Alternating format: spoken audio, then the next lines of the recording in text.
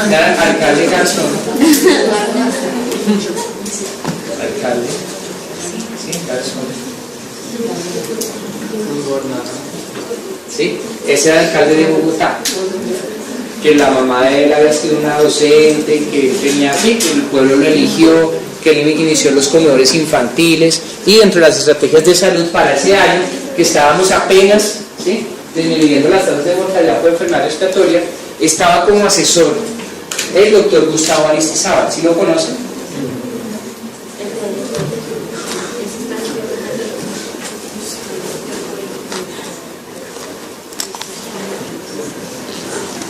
¿Quién es el doctor Aristizábal? ¿Sí lo han visto o no? ¿Alguien tiene un libro de neumología pediátrica? No, vamos a ver al doctor Aristizábal. ¿Puedo usar el internet? Vamos a mirar acá.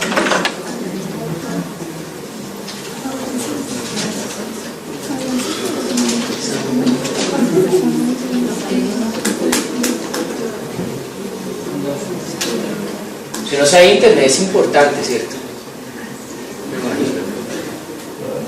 Es el doctor Aristizábal, ¿sí? Él es el asesor ahorita del ministerio para temas relacionados con enfermedad respiratoria, y él fue el que trajo la estrategia de Salacera, y es el que escribió, mejor dicho, es casi el papá de la neumología pediátrica. Ese es el libro de él, ¿sí? Que sale en Panamericano, y pues es buen libro. Yo trabajo con él, y con él, ¿cierto?, empezamos ese proceso. Yo era un sardino en ese momento, el proceso de inicio de implementación de Salacera en Bogotá. ¿Qué se buscaba con la Salacera? Que no se nos reventaran los servicios de urgencias, y sobre todo la hospitalización y las enfermedades nosocomiales, que ahora se llaman la Sociedad Sector de la Salud, porque muchas veces hospitalizan niños que no tienen criterios de hospitalización y se pueden manejar de forma ambulatoria. ¿Por qué se desarrolla esta estrategia en Colombia? Porque los cuidadores no tienen ni idea de cuándo el niño está con enfermedad respiratoria, y no van a tener ni idea si nosotros en la consulta no le enseñamos a qué, a contar las respiraciones en un minuto. Mamita, si su niño que tiene 6 meses respira más de 50 veces en un minuto, tráigalo, porque eso es hipoxemia, ¿sí? Cuando Chile tuvo esas tasas de mortalidad, se dan cuenta que yo les conté la historia de Chile, ¿no?, en la década de los 80, ¿o no? Chile, ¿quién era el presidente en la década de los 80? Pinochet. ¿Y Pinochet era un tipo chévere o era como este presidente sirio, un dictador, ¿sí? Y las tasas de mortalidad para Chile en esa época empezaron a aumentar, mientras que la de los demás países latinoamericanos iban en descenso. La Organización Mundial de la Salud decía a ese gobernante pues qué estaba pasando, porque ese país iba diferente a los demás. Entonces él, en su tema de gobernante, empezaba a obligar a todos los médicos a revisar, ¿sí?, a través de una autopsia verbal o de autopsia clínica, el recorrido de qué había pasado, ¿sí?, en la última semana antes del fallecimiento de ese niño. Hacían autopsias y encontraban, ¿sí?, en que todos los ¿cómo se llama?, esos certificados de defunción tenían como causa básica de muerte broncoaspiración. Por ejemplo, como así, todos los niños están broncoaspirando por tetero. Entonces, cuando empezaron a hacer las autopsias, vean que sí, efectivamente había leche en los bronquios y se estaban viendo broncoaspirados, pero porque de fondo había un proceso inflamatorio bronquial, habían linfocitos o había exudados aldolares con bacterias, o sea, había neumonías o habían bronquiolitis, que la mamá no se había percatado porque no identificaba los signos de tiraje, no usaba tapabocas, no hacía adecuada higiene de las manos y no sabía contar las respiraciones en un minuto.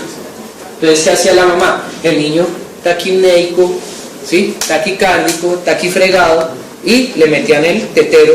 ¿Qué hacía el niño? Se ahogaba, se broncoaspiraba, sus reflejos de protección no eran los adecuados, su sistema respiratorio estaba agredido y se moría. Entonces, ¿qué empezaron a hacer? La estrategia de hospital día, que acá en Colombia se conoce como Salacera, empezaban a enseñarle a los cuidadores a contar respiraciones, identificar el tiraje, se tapabocas, lávese las manos, y uno no cree, y uno parece que eso no fuera importante, y es lo más importante. Se aumentaba o se mejoraba la capacidad instalada, porque nuestros hospitales, desafortunadamente los de primer nivel, ¿ustedes qué les gustaría trabajar a todos en un primer nivel? ¿Por qué no les gustaría? porque no nos enseñaron. Nosotros donde hemos rotado, lo que les dije en la primera clase, hospitales de tercer nivel, ¿sí? Donde toda la gente es dura, es supra especializada.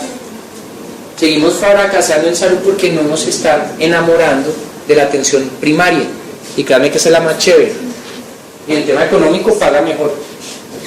Profesionales de la salud, había fallas en atención integral de los niños. Ustedes están pesando, tallando y midiendo perímetro cefálico en urgencias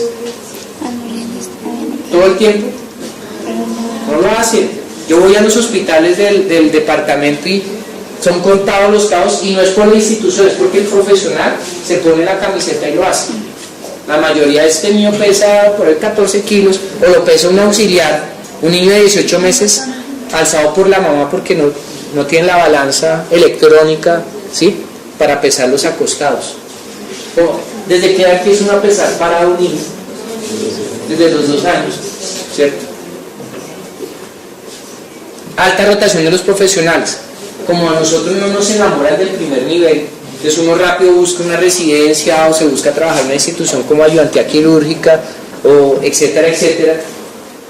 Y los médicos que quedan en el primer nivel, pues desafortunadamente son los que no se actualizan. O hay muy buenos, no puedo despotricar, hay médicos muy buenos en primer nivel, pero hay otros que sí.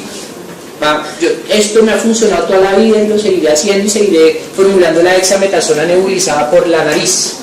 Dice uno, no, eso no es. Y lo otro, que los pediatras brindemos apoyo a los niveles más básicos. ¿Cómo funciona el sistema de salud de Canadá? ¿Quién va a primer nivel? Va el neumólogo pediatra. El neumólogo pediatra va al primer nivel. ¿A qué? A instruir a los pediatras y a los médicos de primer nivel para que hagan las cosas bien. Y eso funciona. Y esa vaina funciona. ¿Dónde están los pediatras? Clavados en urgencias en segundos, terceros niveles, ¿sí? El que va a primer nivel hace consulta externa y no tiene un proceso formativo con los demás colegas, ¿sí? Entonces fíjense que ahí empezamos a fallar. Siempre hay una articulación. ¿Por qué? Porque desafortunadamente dentro de la formación médica existe la colegofagia. ¿Ustedes saben qué es la colegofagia? No la hacen en revista cuando hay profes muy inquisidores, que no, yo no digo nada porque primero que oso, ¿sí? Y no hay peor como dice, peor tímido que el que no le gusta preguntar, porque ese no va a aprender, ese no va a poner, ¿sí? Y hay otro, el tema de las características del docente. Un docente es el que escucha y retroalimenta. Pues, ¿qué le pasa, hermano? Una pregunta, va y lea. Cuando les digan va y lea, es que ese tipo no tiene ni idea de lo que está hablando, ¿sí? Y él también tiene que llegar a leer y no lo hace. Ojo, o sea, yo no quiero que ustedes sean eso, y eso hay que irlo acabando. ¿Cuál es la perspectiva sectorial? Que tengamos programas de salvación hogar, que lo quiso Petro, que para que lo hizo regular, que era que médicos llegaran a las casas e identificaran. ¿Por qué no le funcionó ese proceso a Petro? Porque los médicos que contrataran eran médicos formados bajo este paradigma de formular. Los médicos que iban a las casas no pueden formular, tienen que hacer visita como los médicos cubanos. ¿Ustedes saben cómo es la formación de un médico en Cuba? Médico en Cuba es evidentemente preventivo. Yo trabajo con médicos cubanos y nosotros somos sobrados en el manejo de la enfermedad, o sea, les damos 3 vueltas, ¿sí? Pero ellos son excelentes hablando con la familia, previniendo. En eso sí me dejaron a mí asombrado. Vienen estrategias como la estrategia YEPI.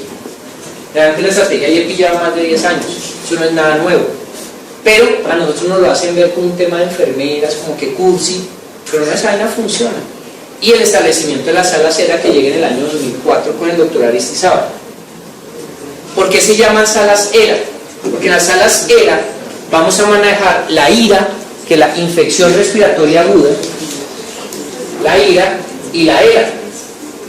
La IRA es la bronquiolitis, ¿sí?, que empezó ahorita, el CRUP, y la ERA son las enfermedades respiratorias crónicas que se exacerban. ¿Cuáles son? Sibilancia recurrente y asma. Esas son las patologías que se manejan ahí. ¿La neumonía la manejamos ahí?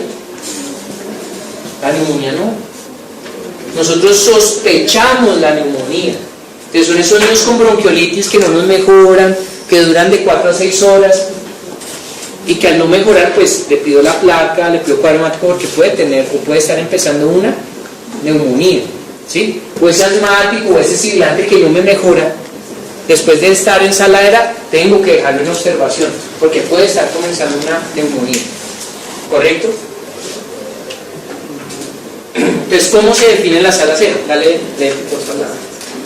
Áreas definidas en instituciones de cualquier nivel de complejidad para la atención de pacientes con ERA, que pueden ser manejadas con esquemas terapéuticos básicos, sin los requerimientos de una sala de observación en urgencias, y que se considera que no requieren para el manejo de su cuadro agudo una estancia mayor de 3 a 4 horas. Ahí, la sala ERA del distrito contempla hasta 6 horas de observación. La sala ERA de Cundinamarca, ¿sí?, la dejamos para 4 horas. O sea que un niño que no mejore en 4 horas, pues lo vamos guardando. ¿Cuál es la tasa de resolutividad de una sala ERA en promedio? Varía desde el 85 al 90%. O sea, esos 100 niños que nos llegan diaria o mensualmente, ¿sí?, el 85 al 90% de ellos se maneja ambulatoriamente, ¿sí? Y eso está comprobado. Hay 2 tipos de sala ERA. Entonces, las que ustedes probablemente han visto en instituciones grandes, o sea, son aquellos que atienden al menos más de 10 pacientes con ERA o ERA al mes, ¿sí? Se llaman salas ERAs permanentes. Entonces, son aquellas que dentro del plano arquitectónico hay un espacio que debe quedar al lado de urgencias, porque la sala ERA es una parte del servicio de urgencias, ¿sí? No debe quedar en consulta externa, debe estar al lado de urgencias. Y que están ahí y funcionan todo el año. Y que a cargo puede estar un médico general, una enfermera o una terapeuta. Y la sala ERA temporal, por ejemplo, ustedes se van a un centro de salud en un pueblo, un municipio de Cundinamarca o en alguna localidad de Bogotá, donde solo se hace consulta externa, pero como lo van a vivir o ya lo deben estar viviendo, que estamos empezando con el ciclo respiratorio, empiezan a aumentar los ingresos de niños, luego ustedes empiezan a ver ese listado, todos todos mocos, signos de dificultad respiratoria.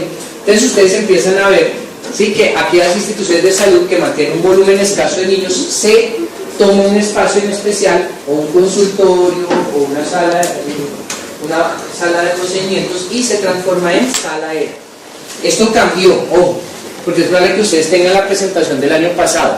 Antes se llamaba sala ERA funcional y sala ERA funcional y sala ERA institucional. Esta es la nueva clasificación desde este año dada por el Ministerio. Sala ERA permanente y sala ERA temporal. Y eso saldrá en el examen. ¿Listo? Temporal y permanente. Tienen que decir cuál es la diferencia. Es fácil, ¿no? Son preguntas chimba. ¿Qué hay que hacer? Lávense las manos. Miren, ustedes tomaron clase, ustedes conocieron cómo se llama, la urbanidad de Carreño, ¿les tocó? Saben, acá vez ha ido perdiendo, por eso es que vamos a ver médicos en consulta chateando, ¿sí?, o pacientes chateando mientras hacemos la consulta, y en sentido bidireccional eso es una falta de urbanidad. Lo mismo, ustedes tomaron clase de urbanidad del uso de los elementos médicos, ¿saben? En España la dan. Nosotros no sé por qué no tenemos el... Por eso es que ahora va uno por la calle. ¿Tú qué eres? ¿Médico, carnicero o estilista? Todos nos vestimos igual, ¿no? Con el traje de mayo y una bata, la diferencia... No, y es que ni hay diferencia. Que es cuando hay traumas, uno sale con sangre igual que la de un carnicero, ¿sí? Entonces hay un tema que a nosotros nos hace falta, y es... Nosotros quedamos de que nos tratan cada vez peor, ¿no? Pues que tampoco nos damos nuestro estatus. Andar muy bien vestido, bien hablado, bien arreglado, así uno no sepa de medicina bien, pero es que la primera imagen que va a generar, si ustedes llegan, tipo puede ser un genio, pero si lo atienden ustedes un internista mechudo con un piercing, ¿sí?, todo tatuado, ustedes que van a decir, señorita, por favor, retírese la ropa y la vas a mirar. No, ¿cierto? No inspira. Es porque nosotros tampoco nos damos ese no sé qué nos falta. Lo importante es que yo también veo en el tema del uso de los elementos de higiene, nosotros somos el principal vector transmisor de enfermedades intrahospitalarias. Ustedes usan las gafas protectoras cuando miran la boca o la garganta de un niño. Los niños, ¿será que aguántesela todos, bebé tose? Usted puede caer un coronavirus, un adenovirus. Yo tengo un amigo que perdió un ojo, ¿sí?, por un adenovirus. Decía en su rotación, de malas también. Uso de mascarilla y tapabocas. ¿Cuánto le había medio un tapabocas desde que usamos nosotros? No dura nada, de 30 minutos a una hora. Y ese lo usa uno, ahí guarda uno en la bata y después, hola, ¿cómo estás? Sí, ahí ven, me pongo el tapabocas con todo el... Sí, está en la húmeda, porque es que eso se van como dicen las abuelas, se van trapando de salida. ¿Sí? Y ahorita nosotros tenemos enfermedades emergentes como el ESIRA, lo que yo les comentaba. ¿Sí les quedó claro lo que era la enfermedad similar a la influenza y el Irak inusitado? Son enfermedades donde el médico es el primero que muere. Entonces use el tapabocas, lávense las manos, gafas protectoras, ¿sí? Porque es que el tema cada vez se va poniendo más difícil. En sala cera, ¿qué se requiere?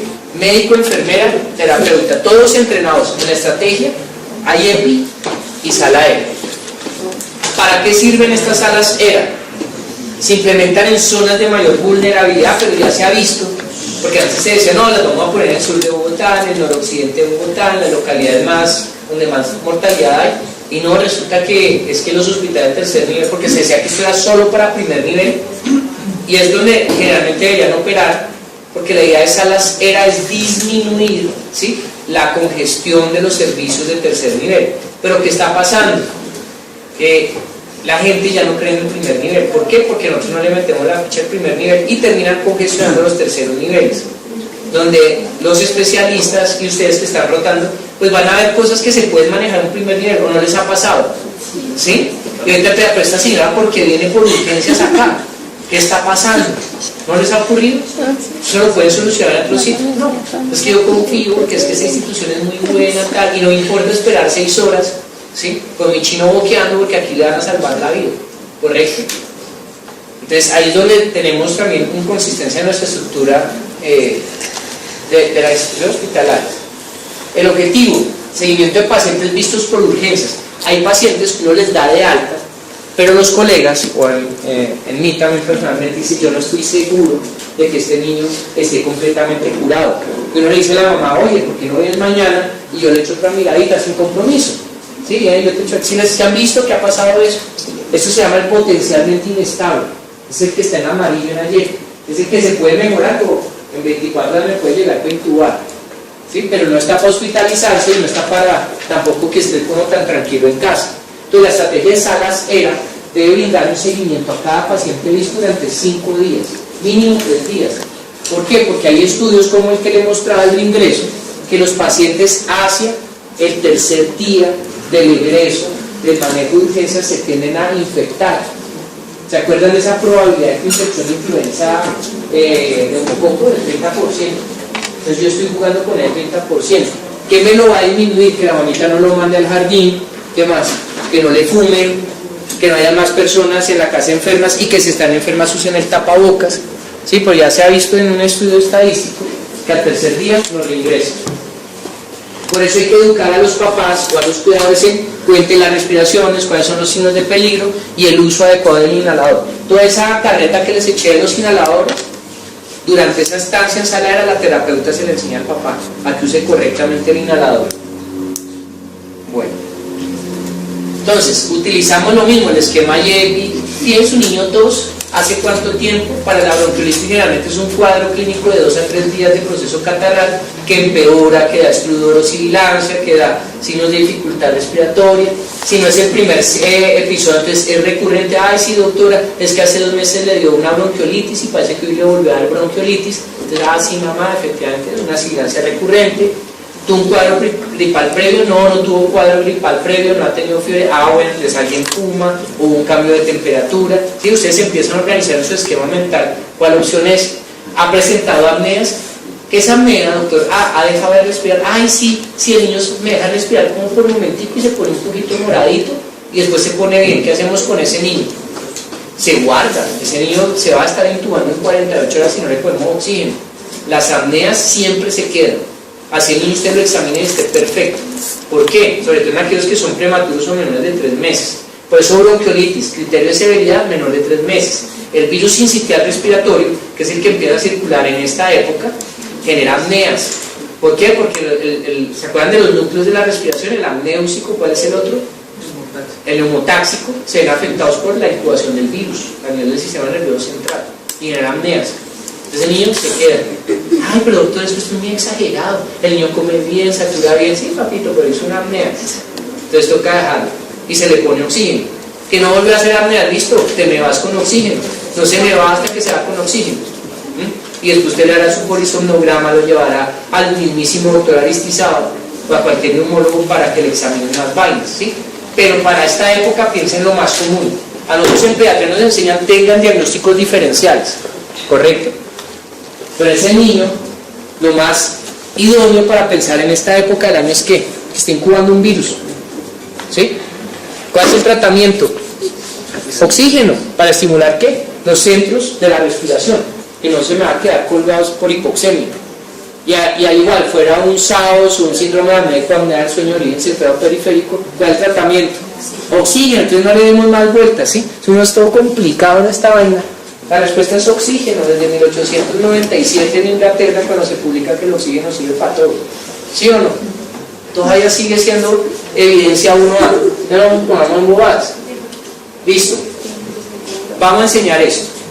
Niños menores de 2 meses, si respiran mayor o igual a 60, hipoxemia, ¿no? Taquipnea. De 2 a 11 meses, 50. Y de 1 año a 5 años, 40. Hay que aprender a enseñar a la mamá que identifique el tiraje. Todos ustedes tienen celular con cámara, ¿sí? ¿Han visto niños con dificultad para respirar, sí? ¿Ustedes han filmado a algunos niños con dificultad para respirar? Fílmense uno sin que salga la cara, por favor, ¿sí? Y le piden el favor a la mamá. ¿Por qué? Porque es la mejor forma de enseñar. Yo le enseño a la mamá, mire, tengo 500 y otro niño acá con dificultad. Mire, esto es dificultad. Cuando se empieza a hundir sí, ay, terrible, ese niño está que muere. Sí, entonces así no quiero que esté el suyo. ¿Listo? ¿Aprendió la lección o no? Pues enseñen ustedes con plastilina un tiraje. Oído. Pues ya tenemos tecnología. ¿Sí? Se le muestra el video. Obvio, ¿no? Dependiendo en qué centro están trabajando, no les van a robar el celular. Observar y auscultarse el estridor. ¿Sí saben qué es el estridor? A la entrada del aire, del CRUP. Cuando están llorando,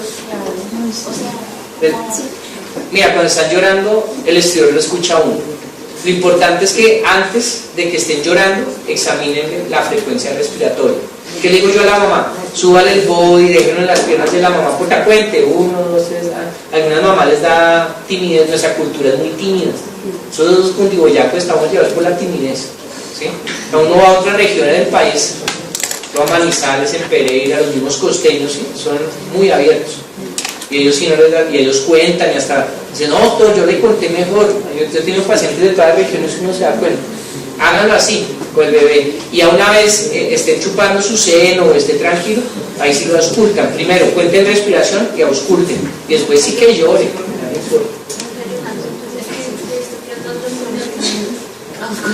Eso lo va haciendo la experiencia, y uno ya sabe, mira, y uno a veces ausculta y ya sabe que es que desde la entrada, y este chico tiene los violentos, ya uno sabe. Eso es lo que se llama en el argot médico el ojo clínico. Ya sé cuál es asmático, porque uno se empieza a familiarizar con ciertos fenotipos. Y tú vas a un endocrinólogo, eso es peor. Este tiene un síndrome de George. Este que va caminando allá, se tiene un Marfan, míralo, con sus movimientos alargados, Marfan. Esa vaina la van a tener ustedes con la experiencia. Pero como no todos tenemos la experiencia, pues tocan los truquitos. Maniobra de fuelle, del seno mamá, cuente, manejar una voz tranquila. Porque hacen en urgencia los médicos, nos desesperamos, rápido, mamá, quite la ropa, ¿qué le pasa? ¿Qué va a haber? ¿Sí? Y el niño, pues, hay médicos así o no, ¿no les han tocado? 2 de la mañana esa vaina así, vamos a despachar. Dice, no, es complicado. Entonces, una voz pausada, hablar, descartarlas, a veces con los celulares uno les pone música de ¿cómo es la vaca, lola, y otras cosas, y el niño ahí se mantiene entretenido y uno aprovecha. Eso funciona más con los lactantes mayores. Estas son las clasificaciones de sala E, ¿sí? Obviamente no vamos a usar las que tienen el apellido grave. Las que son graves entran a observación y remisión, las que son moderadas. Para el niño sibilante recurrente o asmático vamos a usar el índice pulmonar. Eso es pregunta, índice pulmonar. Ya se sabe en esta carrera. Esto sí es pregunta obligada. Me van a decir verdadero o falso. Criterios de ingreso, y si quieren anoten, ¿sí? Y ténganlo pegadito, ojalá en los hospitales. Criterios de ingreso a sala E. Que sea un niño mayor de 3 meses y menor de 5 años. ¿Por qué mayor de 3 meses? ¿Quién me responde eso? Pues todo menor de 3 meses sabemos primero que se nos puede morir, ¿sí? Son los niños de mayor gravedad. Además no expresan receptores para beta-2 de forma adecuada. O sea que sí, urgencias y sobre todo la hospitalización y las enfermedades nosocomiales que ahora se llaman asociadas al sector de la salud, porque muchas veces hospitalizan niños que no tienen criterios de hospitalización y se pueden manejar de forma ambulatoria. ¿Por qué se desarrolla esta estrategia en Colombia? Porque los cuidadores no tienen ni idea de cuándo el niño está con enfermedad respiratoria y no van a tener ni idea si nosotros en la consulta no le enseñamos a qué, a contar las respiraciones en un minuto. Mamita, si su niño que tiene 6 meses respira más de 50 veces en un minuto, tráigalo, porque eso es hipoxemia, ¿sí? Cuando él es el asesor ahorita del ministerio para temas relacionados con enfermedad respiratoria, y él fue el que trajo la estrategia de Salacera, es el que escribió, mejor dicho, es casi el papá de la neumología pediátrica. Ese es el libro de él, ¿sí? Que sale en Panamericano. Y pues es buen libro. Yo trabajo con él. Y con él, ¿cierto? Empezamos ese proceso. Yo era sardino en ese momento. El proceso de inicio de implementación de Salacera en Bogotá. ¿Qué se buscaba con la Salacera? Que no se nos reventaran los servicios de alcalde Garzón. Alcalde. Sí, Garzón. ¿Sí? Ese era el alcalde de Bogotá. Que la mamá de él había sido una docente, que tenía así, que el pueblo lo eligió, que él inició los comedores infantiles y dentro de las estrategias de salud para ese año, que estábamos apenas, ¿sí?, disminuyendo las tasas de mortalidad por enfermedad respiratoria, estaba como asesor el doctor Gustavo Aristizábal. ¿Sí lo conocen?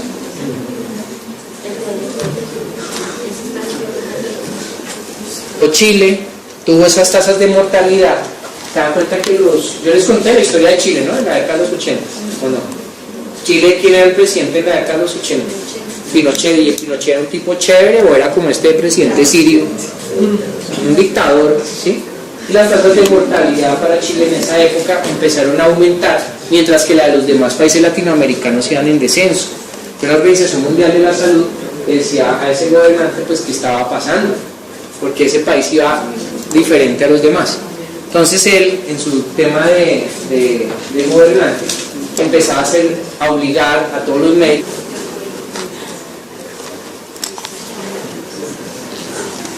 ¿Quién es el doctor Aristizábal? ¿Sí lo han visto o no? ¿Alguien tiene un libro de neumología pediátrica? No, vamos a ver al doctor Aristizábal. Puedo usar en internet. Vamos a mirar acá.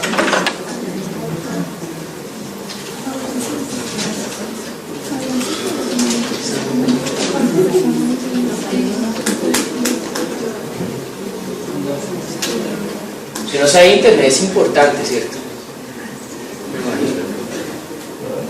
Es el doctor Aristizábal, ¿sí? Él sale